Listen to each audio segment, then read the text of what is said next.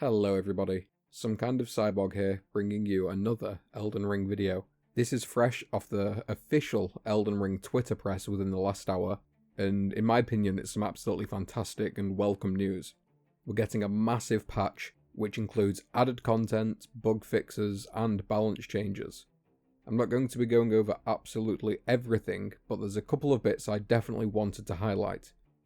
I'm going to link the full patch notes list in the description to browse at your own leisure. There's no doubt some of these changes are going to be divisive, and I'm curious on your guys' opinions. Does it seem as though some of these changes have been catered to a specific crowd, PvP, PvE, at the expense of the other, or vice versa? There's a lot of arguments to be made both ways looking at this list, and I do enjoy playing devil's advocate. Either way, it's very exciting stuff, and it's definitely going to spark some discussion, and with that said, let's jump in. We're being brought into version 1.03, and this is an absolutely mammoth set of changes. I'm going to go over some of the major ones as they're listed and work my way down.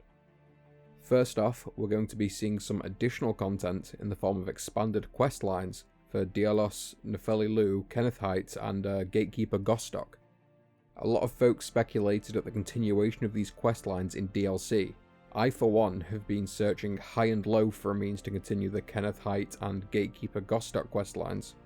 The quests ended so abruptly and with so little reward, but more importantly to me, they ended without ever really feeling like there was any kind of satisfying resolution.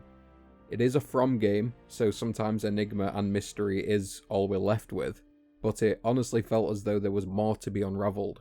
Well, I'm happy to announce that those threads have been continued in this patch, and I look forward to discovering exactly what it means to further unravel these mysteries. Another note in this section I thought was worth mentioning, from a perspective purely considering quality of life. There's going to be a function to record the name and icon of an NPC when you encounter them. Exactly what that means I'm not sure. It could simply be added map stamps, but maybe we receive something like a Trail of Grace, or perhaps an item we can interact with that records and keeps tracks of important NPCs, beyond just the map.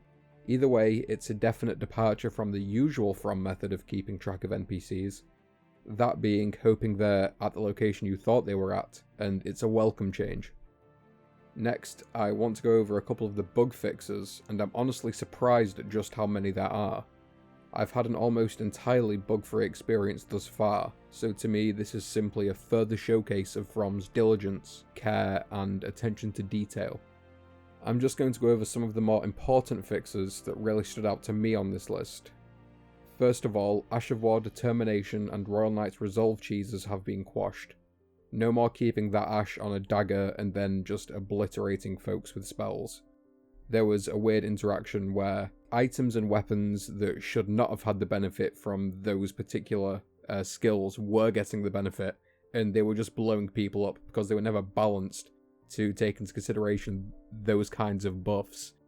Alongside this, the Fire's Deadly Sin exploit has also been fixed, the bane of PvPers. I'm sure you guys that played PvP were aware of this exploit, as well as the Machine Gun Erdtree Great Shield exploit.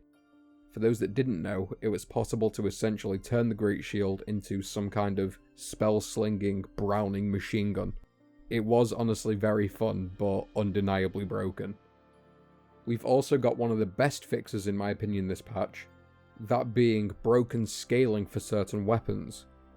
For those that didn't know, there have been multiple weapons incorrectly or straight up not receiving their bonuses from player stats.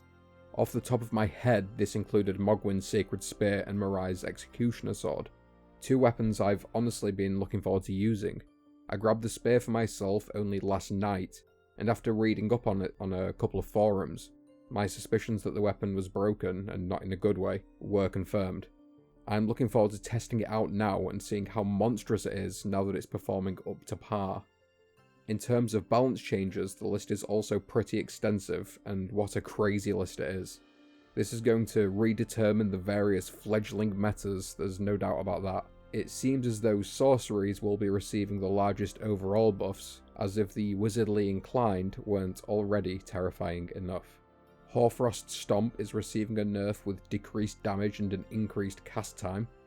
Bloody Slash will also inflict more self-damage, cast slower and do less damage. Sword of Night and Flame weapon arts will be receiving a damage nerf. Praise the fingers. And even Ash of War Barricade Shield will see a nerf, with lower duration and higher casting cost. Perhaps the biggest nerf for PvE players will be that targeted at the Mimic tier Ash. It's going to see a damage reduction and behavioural changes. For the latter, I can't say exactly what that means, but for the former, it's undeniable that Mimic tier was incredibly strong. And I'm remiss to use the word broken, but it definitely comes close. For any boss I didn't want to engage with, I always kept Mimic tier in my back pocket as a nuclear option. It was essentially, no, I just win this fight now card. And I can see why From would want to nerf that. So those were just the main ones that instantly drew my attention. There's plenty more, and once again the list of full changes is available down in the description. What do you think of the changes, folks? Let me know down in the comments. And I know that's such a cliche line to say, but this is the first video I've ever said that, and it's because I genuinely think things like patch notes can really spark and generate quite involved discussion, which I enjoy.